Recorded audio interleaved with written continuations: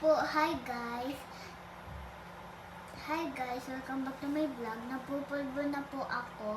At yan, mamaya, nagsasampal na po ako. Kakasampal, nahulog yung yung pangpulbo. Ayan na po, iba na ang inaano ko.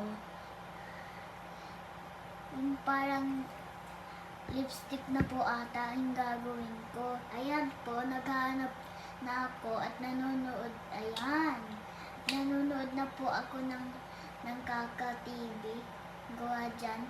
Na-distracted na ako mamaya. Ninamay pa. Wow, sarap.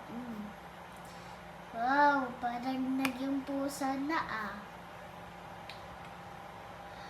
Yan, na-distracted na po ako. Ayan, bumalik na kaka-makeup.